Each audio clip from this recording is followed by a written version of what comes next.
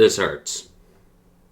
This freaking hurts. I can't lie to you. This,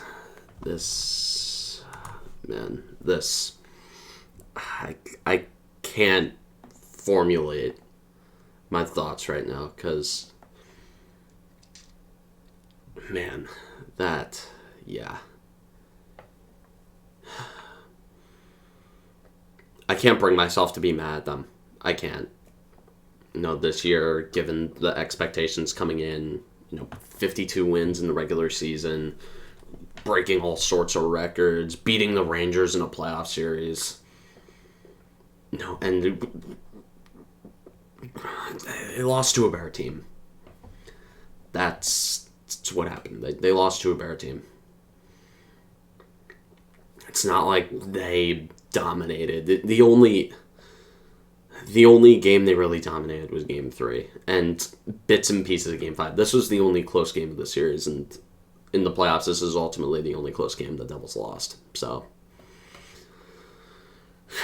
man, I just had to make something, because,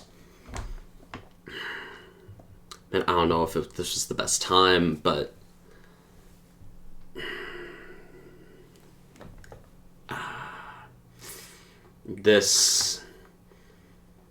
I just wanted to make this because this is the pain that they warned us about. This.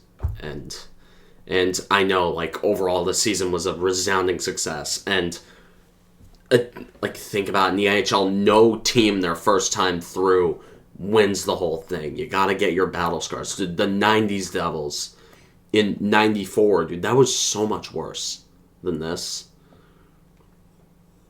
And in the 2000s, dude, it's not like that team was doing parades in the parking lot of the Meadowlands every year, dude. There was some bad losses. Very bad losses. Losses that make this pale in comparison. Even in terms of playoff losses to Carolina, this wasn't even that bad.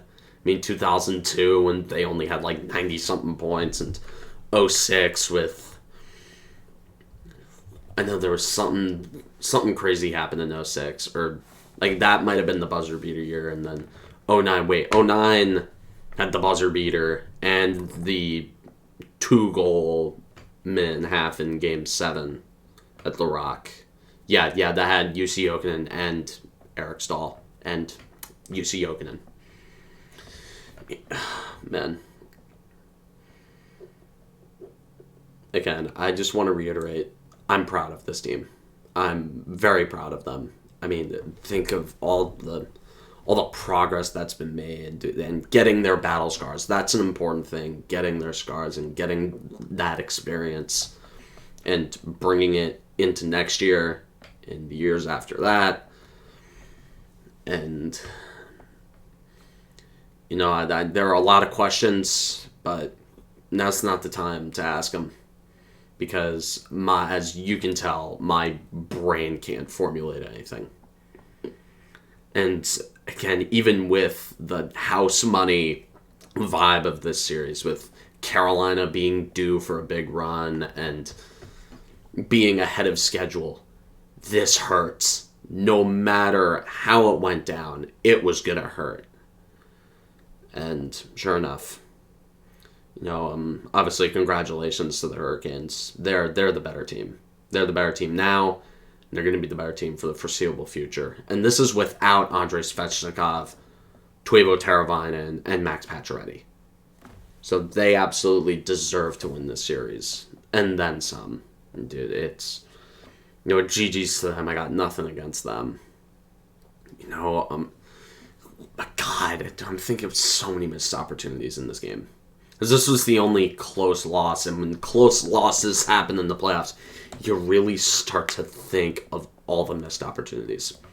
The big one that comes to mind, obviously, the Timo Meier open net that he didn't hit, and I don't want to point fingers at Timo Meier because he was fantastic tonight. He was fantastic in the series. Sure, in the Rangers series, he was kind of didn't show up on the score sheet, but underlying metrics, he was fantastic, and he was a physical presence, and he drove Igor Shesterkin nuts.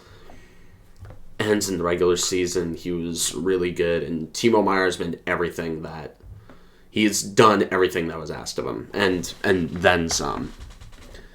And he's going to be a big part of this team in the future. I have a feeling that an extension's going to be announced at some point in the next couple of months. I'm pretty sure it's already been agreed upon in principle. They just got to talk turkey. But yeah, I don't want to put this on Timo Meier. The delay a game penalty in overtime, I didn't even catch who it was. So I haven't even looked at anything regarding the game. I glanced at Twitter, not even like looking on Discord or anything like that. After the game ended, I turned it off, went to shower, and started this video. I haven't really had a lot of time to think. I've had time to feel. And there are a lot of feelings. Most of them bad after this game, because you can't sugarcoat it. Losing a series in overtime in the playoffs, that stings. That absolutely stings. And I can't sugarcoat this. This is one of the worst moments of my life as a sportsman. This is up there. It's up there with some of the worst. It's not quite Jose Altuve in 2019, and not quite Yankee level, because there's got to be a few more years of this in order to hit Yankee level. And this is certainly not up there with Deshaun Jackson and all the other shenanigans that the Giants have pulled. But in terms of playoff moments, this hurts. In hockey, the emotions in the playoffs are amped up to 1,000,000. And you feel it with every goal, either for or against, every win, every loss. And in overtime, that's amplified too. Because we've been on both ends this year. We've had 2 games in overtime. We won 1. That was Game 3 against the Rangers with Dougie Hamilton. And tonight, against Carolina, when Jesperi Kotkaniemi, who killed us this entire series, ended up putting the nail in the coffin and sending us home.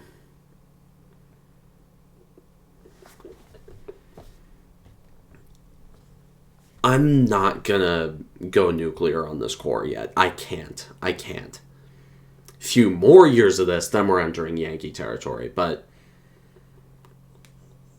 right now is that optimistic time in the window where you know you have time. You know the window's open. You know the window's going to be open for a long time. But to the Devils, I'm going to say the same thing that I said to the Giants in that little recap. Whatever it is that you do not become complacent. Do not become fat and happy. Do not become the Yankees.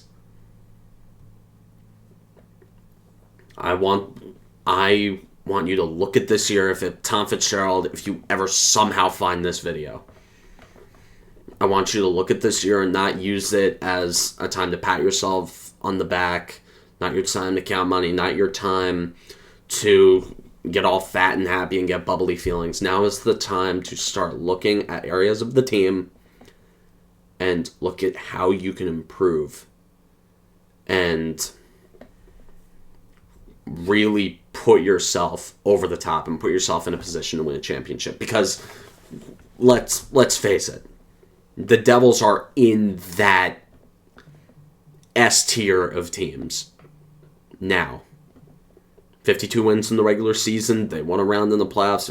Although they're very young, very inexperienced, the talent level and the performance and the results have put the Devils at the very least in the position where they are going to be picked to be in the playoffs, and some people are going to pick them to win the Stanley Cup next year. Just a little note, there are going to be expectations. That's the cost of being good. Having expectations, and worst of all, you have hope, and you begin to believe. This becomes a symbol of not mediocrity, of not buffoonery or incompetence. It becomes a symbol of excellence. That's what it becomes now.